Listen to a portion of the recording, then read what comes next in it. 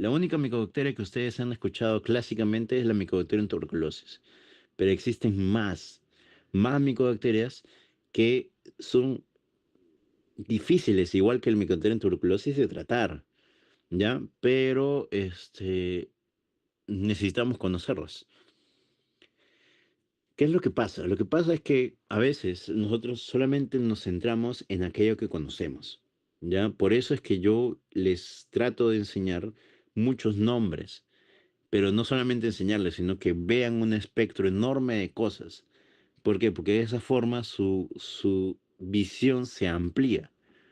Y entonces, en este caso, también necesito enseñarles de las micobacterias como tal.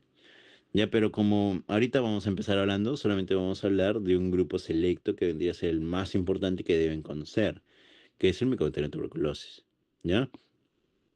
Entonces, para empezar, una de las cosas que nosotros hemos hablado, es cuando hablábamos de bacterias, dijimos, ok, bacterias, ¿cómo hago la clasificación de las bacterias? Para hacer la clasificación de bacterias necesito ¿qué? La tinción de Gram. Pero cuando uno dice, ok, ¿cómo funciona la tinción de Gram? Habíamos dicho, ok, la tinción de Gram funciona porque esta tinción se impregna en el péptido-glicano de las bacterias. Perfecto, pero ¿qué pasa con aquellas bacterias que no tienen péptido-glicano? ¿Qué pasa con aquellas bacterias que sus componentes de la pared celular son diferentes? Esas bacterias no son clasificadas por tinción de Gram. Y una de esas bacterias es, por ejemplo, el Mycobacterium. ¿Por qué? Porque el Mycobacterium no puede ser clasificado por Gram. Necesita una tinción especial. Y la tinción especial es la tinción de Zil-Nielsen. ¿Qué quiere decir? Que las micobacterias, estamos hablando de todas las micobacterias, el componente de su pared celular es muy diferente a las bacterias típicas que nosotros conocemos. Ya tienen otra estructura, son otra cosa. Como vemos en pantalla, es similar. Sigue siendo que un bacilo, ya como lo vemos en pantalla, sigue siendo un bacilo, o sea que es alargado, medio cilíndrico, ya, pero que su pared es otra cosa, es diferente, ya. Ahora, las micobacterias vamos a tener que clasificarlas. Es un poco difícil, no es tan sencillo, ya porque tendríamos que agruparlas por grandes grupos. Y una de las formas de clasificarlas es mm, Mycobacterium tuberculosis versus las no tuberculosas. Así es una de las formas clásicas de clasificarlas. Pero no es tan sencillo, ¿no? Porque solamente me dice que estoy hablando de la tuberculosis y estoy hablando del resto que no son tuberculosas. Ahí entra el problema, pues, ¿no? Entonces, tendríamos que volver a clasificarlos a cada uno de ellos para poder agruparlos, si no, no se puede lograr. Entonces, acá los vamos a ver. Tenemos a las micobacterias y las micobacterias van a ser aquellas que son típicas, ¿ya? O Mycobacterium tuberculosas. Y acá vamos a poner otro que también es importante, como el Mycobacterium leprae. Y aquellas que no son tuberculosas, ¿ya? Y aquellas que no son tuberculosas, la vamos a dividir en dos grupos, ¿ya? Las de crecimiento lento, perdón, sí, la de crecimiento lento y las de crecimiento rápido. ¿Qué quiere decir? Que vamos a tener algunas que crecen sumamente rápido y aquellas que crecen sumamente lento. ¿Y por qué es importante mencionar a esto? Porque cuando ustedes deben haber escuchado, tal vez, cuando una persona hace el diagnóstico de tuberculosis, lo manda a un medio de cultivo, ¿ya? Pero este medio de cultivo, ¿cuántas semanas demora? Demora 4 a 6 semanas para crecer. 4 a 6 semanas. Y ustedes se acuerdan, ¿no? Cuando hicimos cultivos de bacterias, ¿cuánto tiempo demoraban? Cuando hicimos estafilococcus, cuando hicimos Escherichia coli, esto demoraba mm, 48 horas, ¿sí? Hasta máximo unos 5 días en crecer. Las más exigentes. Vemos, son 5 días como máximo. Pero acá estamos hablando de 4 semanas, o sea, 31 días o 30 días hasta cuánto, 6 semanas. Estamos hablando de una cantidad enorme de tiempo que se necesita para que crezca. Entonces, las micobacterias no tuberculosas también tienen este problema. Tenemos algunas que crecen lento, que necesitan más de una semana para crecer, y otras que crecen un poco rápido, en menos de una semana. ¿Ok? Esto es importante, esto es muy, muy importante. Entonces, la de crecimiento lento, rápido son un grupo más pequeño, ¿no? Acá, ¿quién tenemos? Al Mycobacterium abscessus, al Mycobacterium chelonis, el fortuitum, son los más importantes, ¿ya? Y la de crecimiento lento son un grupo enorme, son las más llamativas. Acá, ¿quién tenemos? Al Kansasi, al Marinum, ya acá tenemos al Avium complex, esos nombres son importantes. Tenemos al Ulcerans, ya son los más importantes que necesitan ustedes recordar, ¿ya? Entonces, micobacterias vamos a dividirlas en dos grandes grupos. La tuberculosa, que ahí está la tuberculosis, y de yapita al Mycobacterium leprae, y las no tuberculosas, que lo vamos a dividir en dos. Las que crecen rápido y las que crecen lento, ¿ya? Importante, acuérdense de eso. Ahora, como vemos en pantalla, algunas ya son verdaderamente dañinas para el humano, otras son oportunistas que aparecen por alguna condición ya que les facilitó generar daño, y otras son saprofíticas, o sea que usualmente no causan daño, pero son importantes porque van a haber siempre alguna condición que va a permitir que generen daño, ¿ya? Entonces, partimos de ahí. Las mucobacterias no tuberculosas, ya, las no tuberculosas, habíamos dicho que se dividen en los que crecen rápido y los que crecen lento, ¿no? Los que crecen rápido son estas, ya, no hay mucho problema, ¿sí? Crecen en menos de una semana. Y las que crecen lento vendrían a ser estas de acá, ¿ya? Y para poder identificarlas, se va a dividir en tres grupos. Grupo uno, grupo 2, grupo 3. Sencillo. Acá vamos a clasificarlas por la coloración de las colonias. Tenemos algunas colonias de cultivo que no tienen pigmento. Ese es el grupo 3, ¿ya? Después tenemos otras colonias que siempre están pigmentadas. Ese es el grupo 2. ¿Y qué color? Anaranjado. Después tenemos otras que con la luz recién se pigmentan. ¿Ok? ¿Y de qué color se pigmentan? Se pigmentan verde limón. Ese es el grupo uno. ¿Ya? Acuérdense de eso. Grupo uno que con la luz se pigmenta a verde limón. Grupo 2 siempre está colorido, siempre es anaranjado. El grupo 3 nunca se pigmenta. ¿Ya? Así lo vamos a clasificar. Ah, ya, pues, ¿y quién está dentro de cada uno? Dentro del grupo uno, ¿a quién tenemos? Tenemos al Marinum, por ejemplo. Dentro, al Kansasi. Dentro del grupo 2, ¿a quién tenemos? Tenemos, bueno, estos son más raros. Dentro del grupo 3 tenemos al Avium Complex, tenemos al Ulcerans. Dentro del grupo 4, ¿a quién tenemos? Al Abscessus, al Chelone, al Fortuiton. Ya, esos son más importantes. Entonces, las micobacterias no tuberculosas tienen sitios predilectos donde van a llegar y van a generar daño, usualmente. Pero la micobacteria que nosotros debemos saber sí o sí vendría a ser el Mycobacterium tuberculosis. La Mycobacterium tuberculosis, usualmente su punto para generar daño es a nivel pulmonar. Pero ojo, no es exclusivo del pulmón. Puede salir del pulmón y puede llegar a infectar otros lados.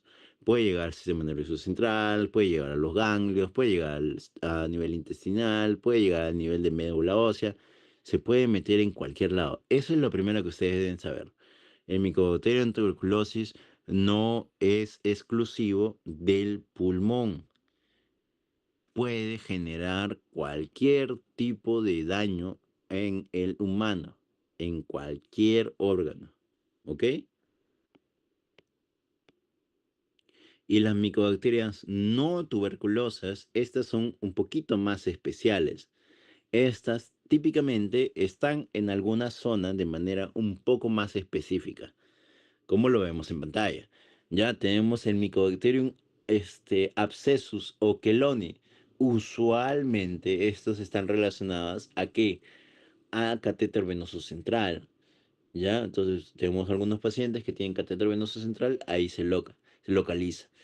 Tenemos aquellos que se depositan en piel o en tejido celular subcutáneo generando úlceras. Ahí, ¿quién está? El Mycobacterium abscessus, el Cheloni, el Fortuiton, el Ulcerans, el Marinum. ¿Ya? Tenemos algunos que están relacionados a pacientes VIH. ¿Quién es el principal? El Mycobacterium avium complex, el más importante que está relacionado a pacientes VIH. ¿Ya? Entonces, las micobacterias no tuberculosas tienen algún patrón o característica que los va a guiar. ¿Ya? Por ejemplo, el más importante que ustedes deben saber de los no tuberculosos vendría a ser el avium complex, porque este está muy relacionado con el VIH. El otro que ustedes deben conocer, importantísimo, sería el Mycobacterium ulcerans, ya el que nos va a producir la úlcera de Buruli, que es una lesión en piel muy característica en las personas que están expuestas en las áreas tropicales. ¿Ya? Después tenemos el Mycobacterium marinum, que este puede desarrollar úlceras en la piel, ¿ya? Como si fuese una lesión ocasionada la, por este hongo subcutáneo, el Sporotrishenki, ¿ya? Ok, entonces empezamos hablando acerca del Mycobacterium tuberculosis. Una de las características importantes que ustedes deben saber del Mycobacterium tuberculosis es que es un aerobio estricto. Requiere grandes cantidades de oxígeno. Y para esto, ¿qué es lo que nosotros debemos tener en cuenta? ¿Dónde encontramos mayor cantidad de oxígeno en el organismo? En el pulmón. Es por eso que el micobacterio típicamente está a nivel pulmonar. ¿Ya? Lo otro que debemos tener en cuenta es la estructura de su pared celular. ¿Ya? Y esta que vemos en pantalla es la estructura de su pared celular. ¿Ya? Es inusual, no es igual. Tenemos sí una capa de peptidoglicano, sí, pero es mucho más pequeña. Pero acá, lo más importante son estas estructuras de acá, que vendrían a ser la micomembrana. O sea, tiene una pared celular que lo que va a llevar consigo son estructuras de tipo ácido micólico. Y este ácido es lo que no permite que impregne el pigmento de la tinción de Gram. Ya, ese es el problema. Después tenemos una estructura importantísima, como vemos acá, el arabino galactomanano, ¿ya? O el arabino manano. ¿Por qué es importante esto? Porque estas estructuras cuando ingresan, ¿no? Cuando ingresan, se transforman en lipoarabino manano. Y el lipoarabino manano es básicamente exclusiva de las micobacterias. Si es exclusiva de las micobacterias, se puede utilizar para hacer el diagnóstico. Entonces, ¿qué es lo que hacemos nosotros? Buscamos aquellas personas que tengan lipoarabino manano y si tiene lipoarabino manano, esto nos da a entender que tiene micobacterias consigo. ¿Ya? Esto es importante, es muy importante. El lipoarabino manano es una estructura que se encuentra en la pared celular que básicamente es componente esencial de las micobacterias. ¿Cómo se transmite el Mycobacterium en tuberculosis? El principal medio de transmisión vendría a ser por vía aérea, ¿ya? ¿Qué es lo que pasa? Una persona lo tiene en el pulmón porque dijimos que le gusta mucho el aire y comienza a toser y tose y libera las gotitas respiratorias y los aerosoles. Y estos aerosoles, como dijimos la vez que hicimos la práctica del laboratorio, son los aerosoles los que se quedan suspendidos en el aire, flotan. Entonces, una persona necesita una medida importante para poder protegerse. Y esa medida vendría a ser con mascarillas N95, por ejemplo. ¿Por qué? Porque si ingresa al ambiente cerrado donde se encuentra el paciente, va a encontrar ahí a la micobacteria flotando en el aire, ¿sí? Entonces la micobacteria tuberculosis se transmite por aerosoles, ¿ya? Eso es importantísimo. pero también se libera por gotas respiratorias, ¿no? Por los dos, aerosoles y gotas respiratorias.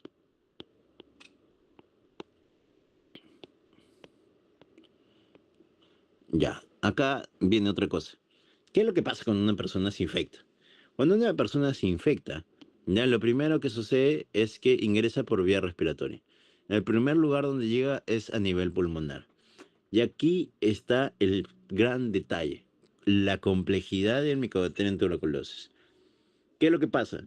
Que una persona que tiene su respuesta inmune correcta, una respuesta inmune celular adecuada, lo que va a generar es una eliminación del Mycobacterium. Entonces llega, hay una buena respuesta inmune innata, hay una buena respuesta inmune adaptativa y lo elimina. ¿Ya? Pero tenemos un grupo de pacientes que lo que va a suceder es que solamente lo va a encapsular y genera el denominado granuloma. Sí, como habíamos dicho, el granuloma ¿qué es? Es igual a cárcel.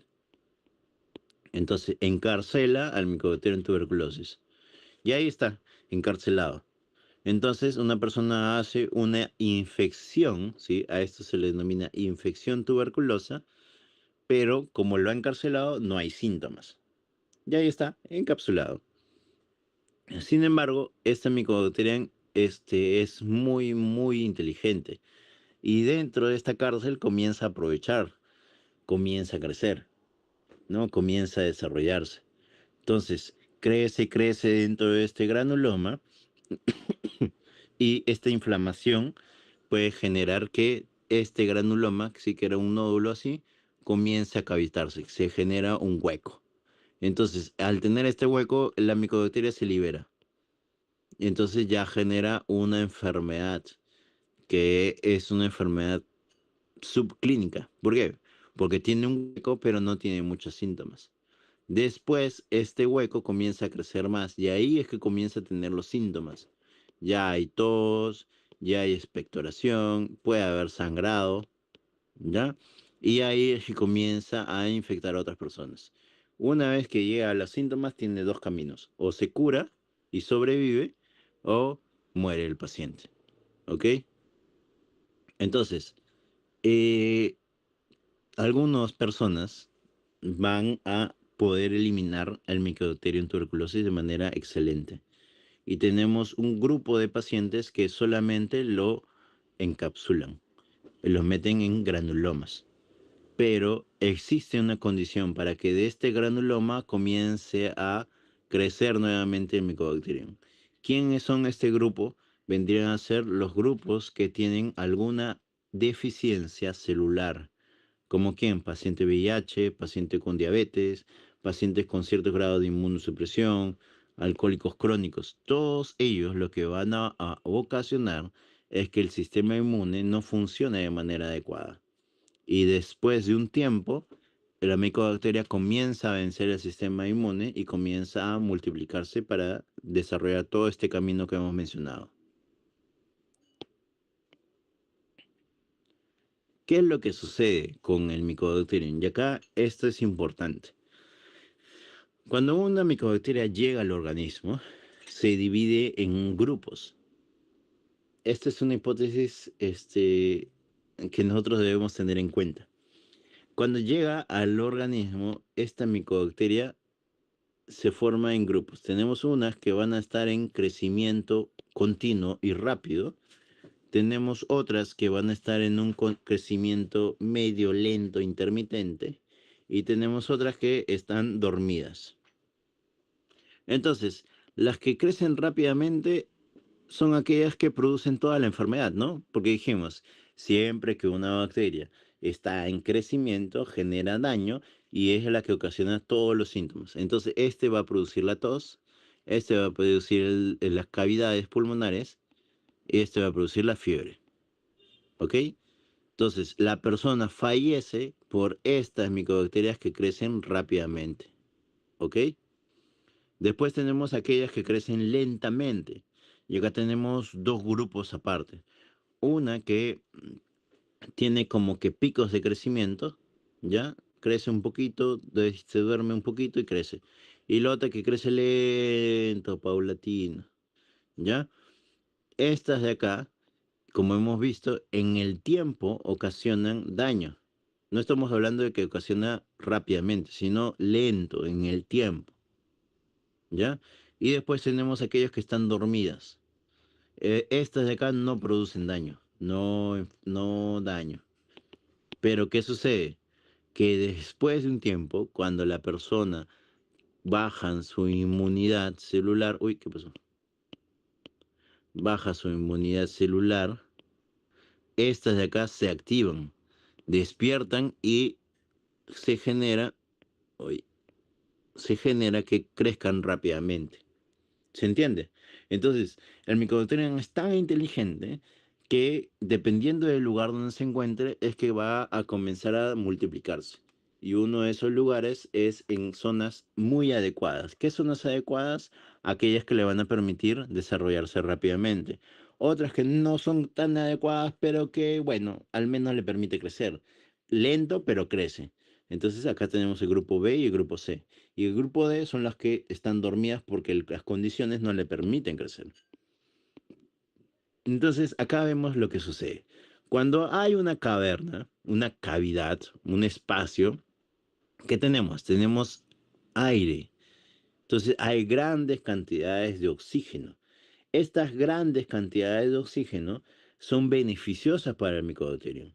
¿Y qué grupo habíamos dicho que crece ahí? El grupo A, ¿no? El grupo A es el que tiene una multiplicación muy rápida. ¿Ya? Es el medio más óptimo. Es el que tiene un pH adecuado y tiene la mayor oxigenación. Es en la pared de la caverna donde comienzan a crecer, acá, en la pared. Tiene todas las condiciones correctas para crecer. Ese es el grupo que causa enfermedad, el que produce la tos, el que produce el sangrado, el que produce la fiebre, el que mata al paciente. Después tenemos el grupo que crece lento, lento, ¿ya? Ese es el grupo B. ¿Por qué? Porque este no tiene el oxígeno a concentraciones correctas, el pH está alterado, no tiene nutrientes. Entonces, ¿dónde están? Usualmente están dentro de los macrófagos, en los lisosomas. Ahí el pH, ¿qué es? El pH es ácido, ¿verdad? Entonces no le permite crecer. El oxígeno tampoco no está tan óptimo como este de acá, está un poco más bajo. Tiene, pero no tanto. Entonces, cuando está intracelular, su crecimiento es bien lento. Después dijimos, tenemos el grupo que crece lento, pero tiene piquitos de crecimiento. Piquitos, piquitos. Ese es el que está en un crecimiento intermitente, o sea, el grupo C. También son condiciones desfavorables y tampoco tiene buenas concentraciones de oxígeno. El pH también es bajo, ¿no? Es un pH ácido. Entonces, ¿en qué lugar ubicamos esto? En el calcio, ¿sí? En el calcio. Acá está, en tejido necrótico. Y después encontramos a la población que está dormida, que es la letra del grupo D. ¿Sí? Esta población dormida ya no hay oxígeno, no tiene un pH correcto, no tiene nutrientes correctos. Entonces la bacteria, ¿qué es lo que hace? Dije, mejor me pongo a invernar. Entonces se duerme. ¿Y se activa cuándo? Cuando las condiciones le permiten. ¿Ya? Entonces, ese grupo se dice que lo van a encontrar dentro de los macrófagos, no se sabe completamente, pero es un grupo que está ahí dormidito. Entonces, lo que habíamos mencionado, ¿no? Que lo que sucede, una persona llega, se infecta, este va a ser capturado por los macrófagos, el macrófago comienza a generar una respuesta inmunitaria de tipo linfocítica, ¿ya? O sea, celular, pero por otro lado lo que va a generar es que todos los grupos celulares, macrófagos, linfocitos, traten de eliminar a estas micobacterias. Y ahí se crea el granuloma. Entonces, con la formación esta de granuloma, es que uno trata de eliminarlo. Pero es ineficiente en ocasiones. La micobacteria puede escapar de ello. Y cuando escapa de ello es que recién ahí empieza a tener los síntomas y comienza a infectar a otras personas. Acá está, ¿no? Acá está lo que estábamos mencionando.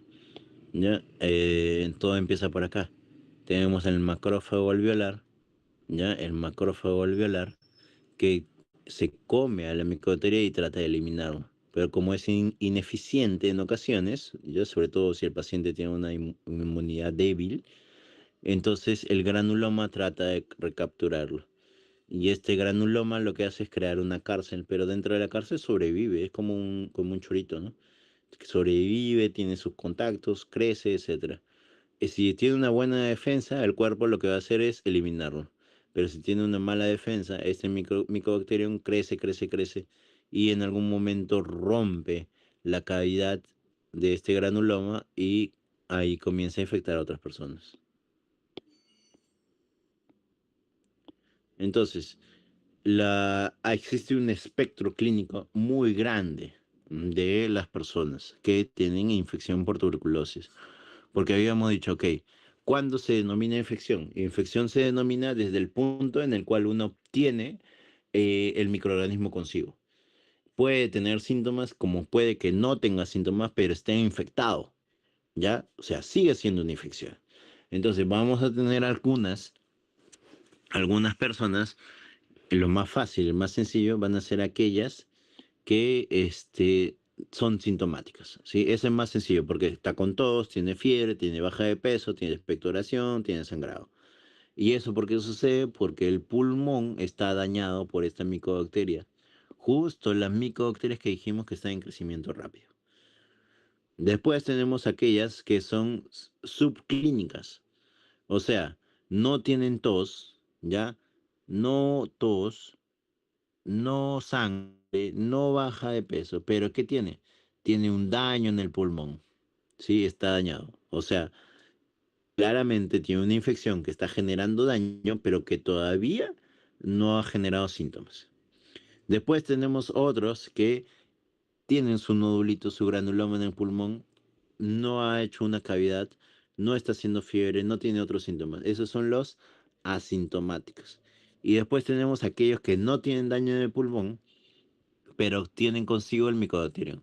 Son las infecciones tuberculosas o denominado también tuberculosis latente. ¿No? ¿Por qué?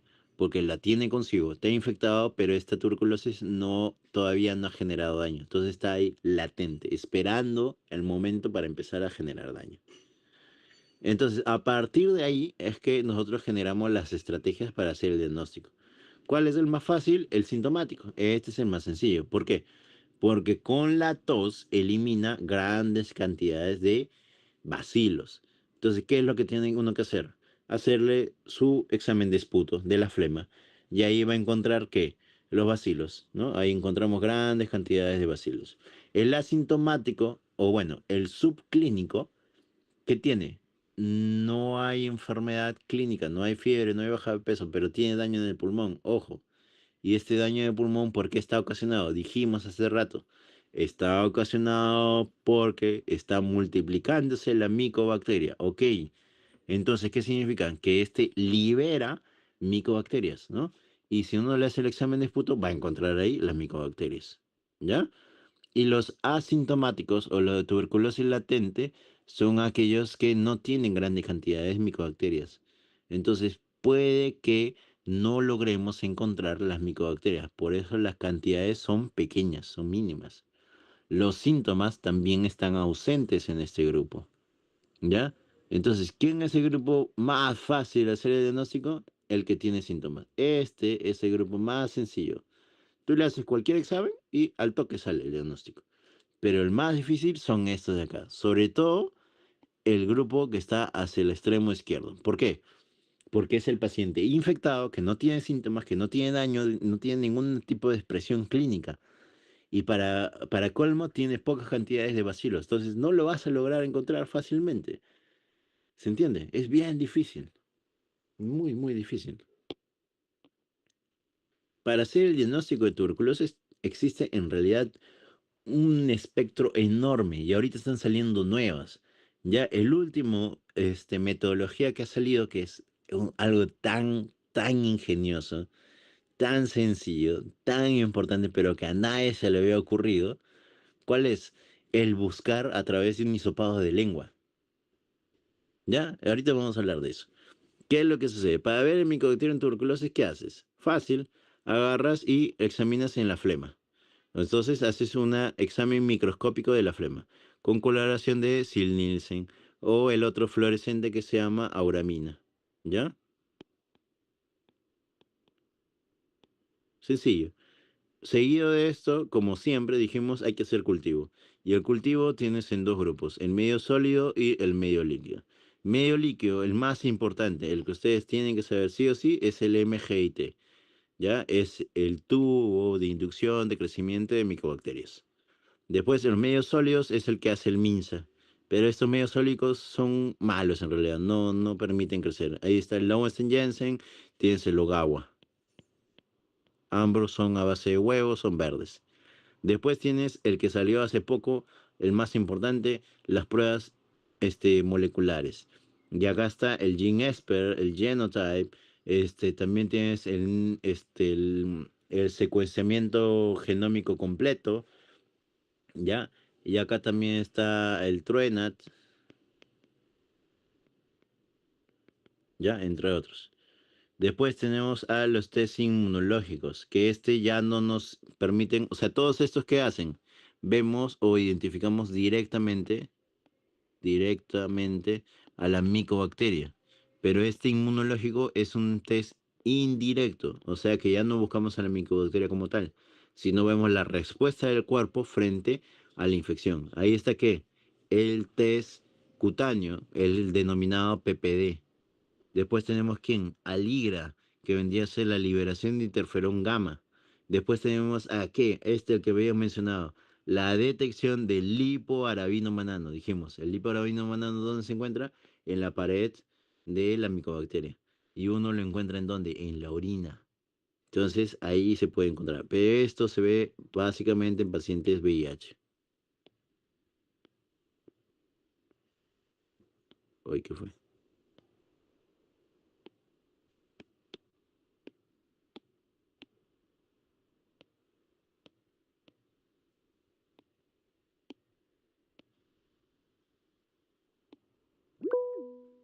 Ya. Entonces, una de las formas de hacer el diagnóstico, como dijimos, es verlo. Y verlo a través de la microscopía. El examen importantísimo que todos sabemos es la tinción de Nielsen. Fondo azul y las bacterias se tiñen de rojo. Ese es Mycobacterium, una tinción ácido alcohol resistente. ¿Ya? Y la otra tinción es la tinción de auramina rodamina, que es fluorescente. Es más fácil, ¿no? Si uno ve negro y lo que se tiñe es verde fosforescente, sencillo. Ese es tuberculosis, ¿no? Mycobacterium tuberculosis. Fácil, sencillo. Después tenemos los medios de cultivo. Y dijimos, existen medios de cultivos sólidos y existen los líquidos. Los sólidos, ¿a quién tenemos? Aquellos que son a base de huevo. Ya, son los verdes. Ahí está el Lowenstein Jensen y está el Ogawa. Son dos diferentes. Y el más importante es el MGIT, que son tubos con contenido líquido. Y después está el MODS. El MODS, como vemos, son plaquitas. Son placas de crecimiento y ahí se encuentra la micobacteria. Pero acá tiene algo diferente. Acá en este tubo simplemente nos dice, ok, creció o no creció. O sea, es positivo o es negativo. ¿Ya? Es para eso nada más sirve el MGIT. Pero el MODS me dice, ok, ha crecido, sí, perfecto. Pero también, como son pequeños pocillos, acá le pongo isoniazida, acá le pongo rifampicina, le pongo etambutol, entre otros antibióticos. ¿Para qué? Para ver la resistencia. Entonces, el MODS, además de decirme si es positivo o negativo, también me permite identificar la antibiograma, o sea, resistencia. Después tenemos a las pruebas moleculares. Y acá está el GeneSper, tenemos el Genotype, tenemos el TrueNat. ¿Ya? Son pruebas importantísimas, pero todas son moleculares, o sea que van a detectar el material genómico. Ah, ya, y el que le decía qué es lo que hace. El paciente agarra, tiene su lengua, y tú lo que haces es un hisopado de la lengua. Hisopas la lengua y lo metes a una máquina de GeneSper. Y a partir de ahí te dice, ok, ¿es positivo o es negativo? Algo tan sencillo como el hisopado de lengua, ¿ya? Y eso es lo que nos permite identificar si es que es. Esto recién se ha postulado este año, por ejemplo, algo importantísimo. Después tenemos a las pruebas inmunológicas, como habíamos mencionado, este, las pruebas inmunológicas tenemos el PPD, ¿sí? Aquello que se pone en la piel. Tenemos el IGRA, que es la liberación de interferón gamma. Acuérdense que la liberación de interferón gamma o el interferón gamma se va a liberar ¿por qué? Por los linfocitos.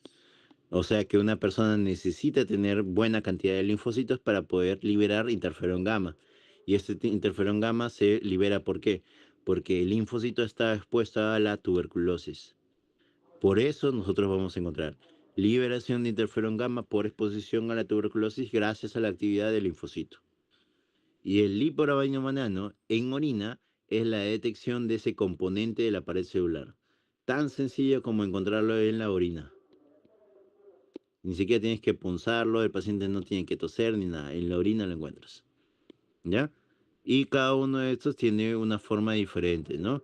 Estas pruebas de acá, estas pruebas inmunológicas, son buenas, ¿ya? Pero no, ojo, no todas me van a indicar infección activa. ¿Por qué? Porque como dijimos, eh, esta de acá, ¿no? El IGRA trabaja en base a qué? A la actividad del linfocito. Y el linfocito es una respuesta tardía. O sea que una persona tuvo que haber tenido una infección hace tiempo para que comience a liberar linfocitos que estén activos contra la micotonia tuberculosis. El PPD es una respuesta de hipersensibilidad de tipo 4. O sea, es una respuesta mediada por linfocitos. Otra vez, linfocito es una respuesta tardía. Quiere decir que la persona debe haber estado expuesta antes para poder liberar la actividad por los linfocitos. ¿Se entiende? Estas dos me miden exposición. Exposición, ojo. Exposición a la tuberculosis.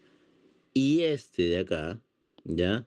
Este que nosotros vemos acá, el hipoarabinomanano, lo que estamos detectando que es el componente de la pared celular.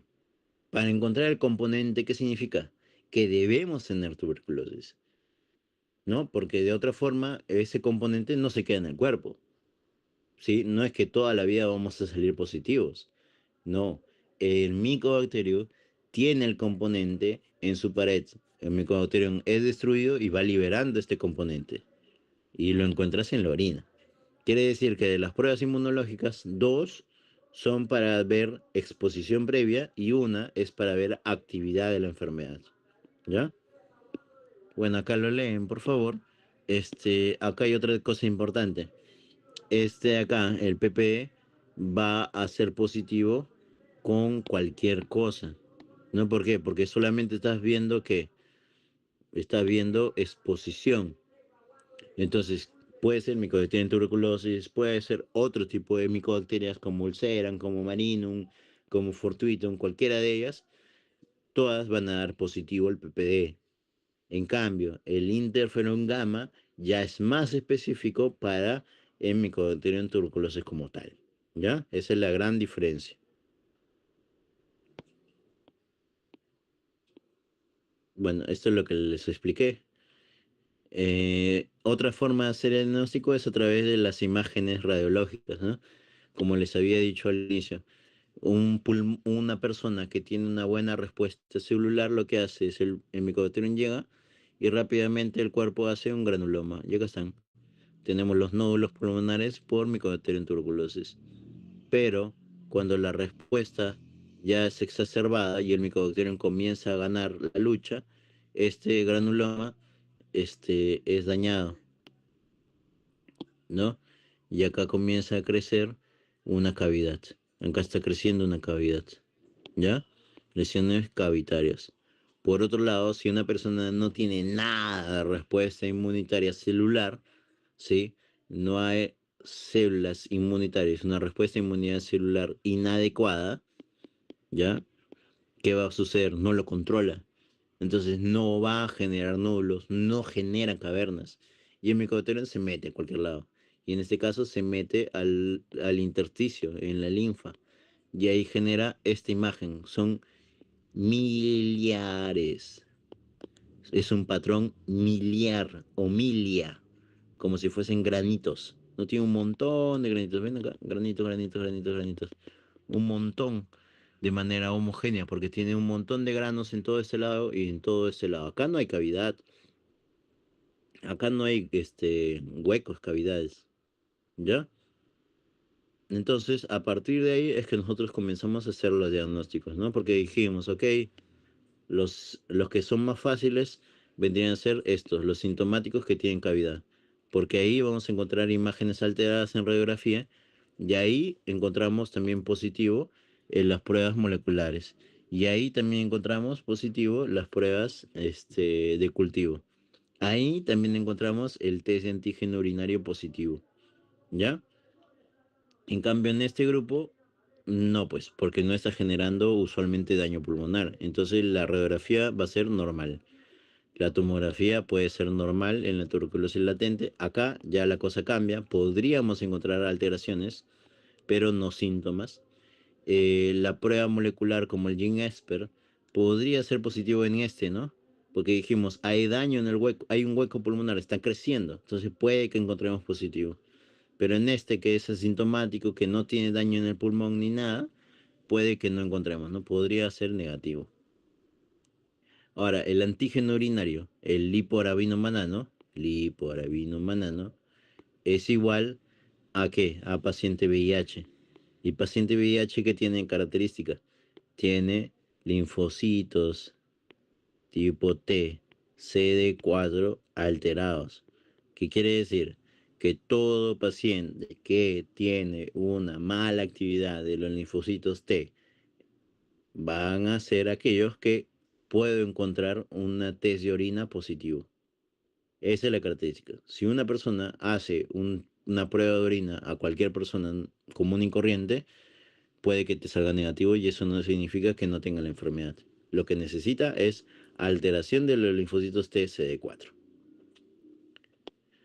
Muy bien, eso es en relación a Mycobacterium tuberculosis. Ya es un mundo enorme, inmenso, pero muy bonito en realidad. No sé, ¿tuvieran alguna duda, algo que quisieran preguntar para resolver sus dudas? Areli. Doctor, tenía una pregunta. En la bacteria de la micobacteria tuberculosis, me mencionó que tenía tifos ABC. Es la misma bacteria, solo que con un diferente entorno, ¿verdad? Sí, Oh, ok. o sea, como habíamos dicho, o sea, todo parásito, todo microorganismo, virus, etcétera, necesita condiciones ideales para crecer, ¿ya? Pero estos no seleccionan dónde llegar, o sea, llegan a donde llegó. O yo todos libero las micobacterias y la persona que recibe estas micobacterias, simplemente la bacteria se llega a donde queda. Y algunas llegan al macrófago, otras comienzan a llegar a espacios como la respuesta inmunitaria va creando cavidades, huecos, etcétera. Entonces, a partir de las condiciones donde se encuentre la micobacteria, es que se va a dividir en grupos. Aquel grupo que tiene las condiciones ideales es el que va a crecer rápidamente y el que le causa enfermedad. Aquel grupo que tiene las condiciones más o menos, no tan ideales, va a ser el que crece lento. Y así sucesivamente. ¿Ya? O sea, todo va a depender de las características de las condiciones que hay para que crezca. Dime, Arely. Doctor, y cuando mencionó acerca del test de los test moleculares y nos mostró acerca de los que estaban infectados, en los que no tenían muchos síntomas así, el test, o sea, siempre que estés infectado va a salir que es activo o tiene que volverse como, no sé, tiene que infectarse todo un problema serio para que recién aparezcan positivos. Recuerda una cosa importantísima. Todas las pruebas necesitan un límite, ¿ya? Para poder resultar positivo. ¿Qué voy con esto? A ver, cuando uno mira en el microscopio, ya si ustedes miran en el microscopio, necesitan una cantidad de bacterias como para que tú lo veas en el microscopio.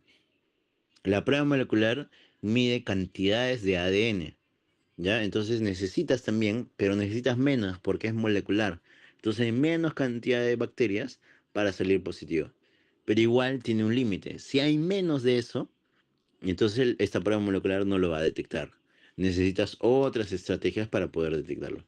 Entonces todo va a depender de eso. ¿Cuánto de cantidad de micobacteria hay en la muestra para que lo pueda detectar y salir positivo? Por eso es importantísimo que se deje una buena muestra también. Ya dime, Merel.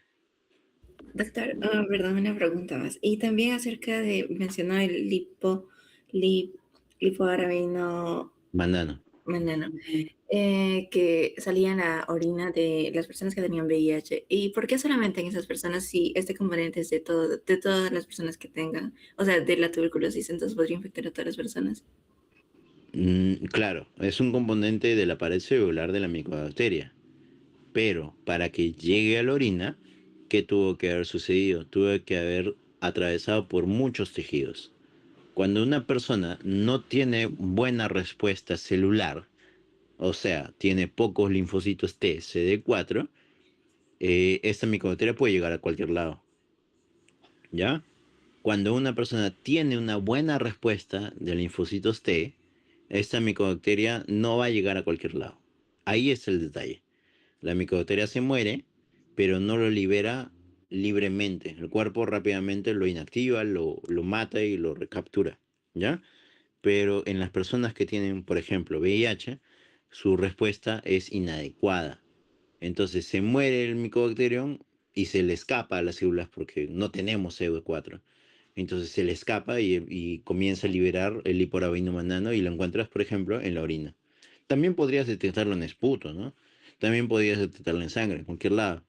Pero esta estrategia está enfocada en una estrategia que sea menos invasiva. Por eso lo buscan en la orina, porque todo el mundo orina. Entonces es muy fácil detectarlo. Gracias, doctor. Ya. No sé si alguien más tuviera alguna duda. Doctor Nina, Hola. bueno, buenas tardes. ¿Es específico solo para pacientes con VIH? ¿O qué otros Mm, ejemplos podría brindarnos que justo se puede encontrar este componente en la orina? Ya, muy buena pregunta. Mira, o sea, el principio básico son los linfocitos T, ¿ya? Entonces, toda aquella condición que altere la función de los linfocitos T o la cantidad de los linfocitos T va a permitir que esa prueba funcione, ¿ya? Porque dijimos, no tiene que haber linfocitos T o no tiene que funcionar, ¿ya? El ejemplo esencial es el paciente VIH. Existen otros, excelentes, sí. ¿Quiénes? Los pacientes, por ejemplo, con enfermedades tipo cáncer, ¿no? Las leucemias. Ellos también tienen alteración de los linfocitos. Los linfomas, especialmente, tienen alteración de los linfocitos. Los pacientes que, por ejemplo, HTLV, también tienen alteración de los linfocitos. Entonces, existen otros grupos que todavía se están estudiando. Ya aún no hemos descubierto si realmente funcionan ellos, porque la prueba fue exclusiva para VIH, pero por razonamiento entendemos que se puede extender a otro grupo de pacientes. Si nosotros nos hacemos, va a salir negativo, porque tenemos una buena respuesta de linfocitos T, ¿ya? Pero, o sea, tenemos que seleccionar de acuerdo al tipo de paciente. Muchas gracias, doctor. Ujú. ¿Alguien más tiene alguna duda?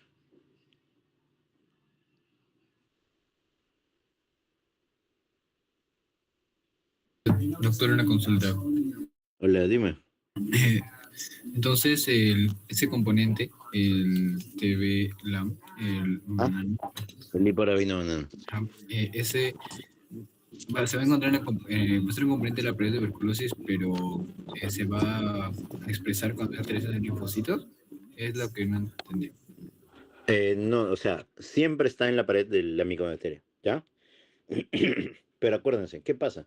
La pared de la micobacteria es como un escudo, ¿no?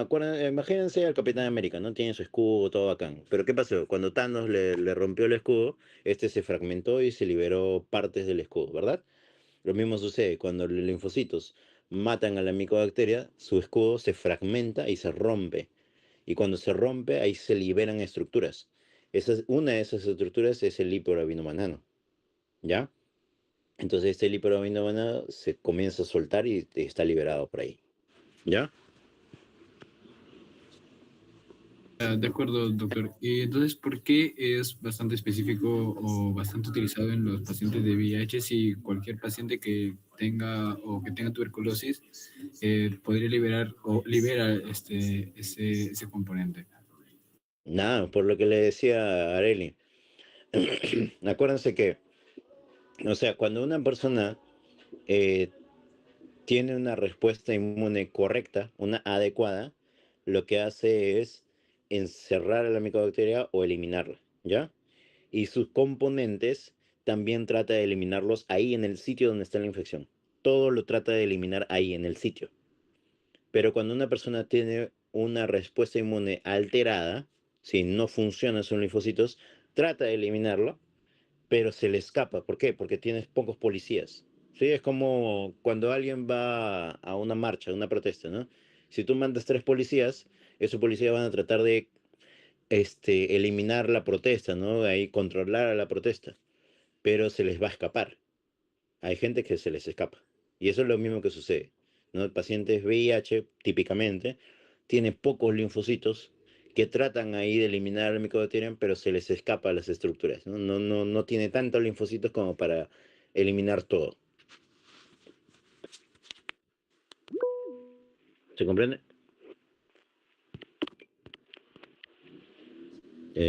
Areli, dime, Doctor, tengo una pregunta más. Si dime. es que sabemos que normalmente infecta estas micobacterias tuberculosis al pulmón y sabemos que la infección se da ahí, entonces no habría problema con, o sea, la infección se da ahí, entonces, no sé, hacer una prueba que llegue a sacar lo que está ahí y hacer la prueba, sí o sí tiene que encontrarse algunas, o sea, en medio de la guerra está haciendo, tomas a lo que queda de la tuberculosis y haces la prueba y sale positivo. No entendí muy bien tu pregunta, Areli. ¿Por ¿Me qué puedes no repetir? se hace que, sabemos que es la infección en el pulmón, ahí justo en las vías respiratorias, entonces la prueba directamente ahí y como está la infección ahí toda Ah, ¿te activa? refieres, te refieres al hiporabino manano? Exacto. Ah, sí se podría. Sí lo podrías hacer. Pero ¿qué es lo que pasa? Lo que pasa es que justo estos pacientes, por ejemplo, los pacientes VIH, ¿ya? El Mycobacterium, ¿qué es lo que sucede? Se escapa. Entonces no genera mucho daño en el pulmón, sino que se mete a otros lugares.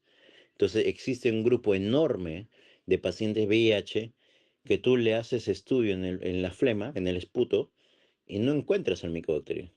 Porque no es que esté específicamente en el alveolo, sino que se metió. Ya que no hay policía, se mete en cualquier lado y se escapa. ¿Le podríamos hacer a una persona sin VIH? Sí, también se le puede hacer. Pero o sea, ¿cuál es el fundamento de esta prueba? El fundamento de esta prueba es ser lo menos invasivo posible y justo en aquellas pacientes que no tosen o que tienen pocas chances de encontrar el micobacterio. Ese es el fundamento. Entonces, para eso se creó. ¿Se puede hacer a una persona que tiene flema, que no tiene deficiencias? Sí se le podría hacer, pero habría que someterlo a estudio, ¿no? Todavía nadie ha hecho ese estudio. Gracias, doctor. Ujú. ¿Alguien más tiene alguna duda?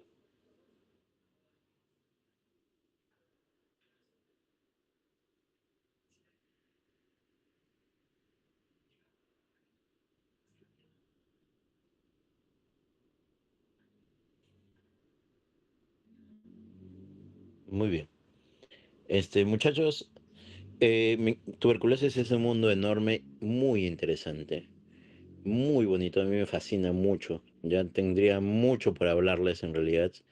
Pero vamos a tratar de ir hablando en el transcurso de las semanas. Igual nos falta una práctica de laboratorio de tuberculosis, así que espero hablarles un poco más ahí también de tuberculosis. Este, si se han dado cuenta, básicamente me dediqué a hablar de tuberculosis, pero me falta hablarles de las micobacterias no tuberculosas, que hemos visto que es un mundo enorme aún, pero ya con el tiempo vamos a ir ahondando un poquito más allá de ello, ¿ya? Los dejo por ahora, almuercen chicos, nos encontramos cada uno en su grupo de laboratorio, ahí voy a estar comunicándome con sus delegados, ¿ya? Nos vemos, chaito. Gracias, doctor. Hasta Hasta luego. luego. Doctor. Gracias, Hasta luego. doctor. Chao. Provecho.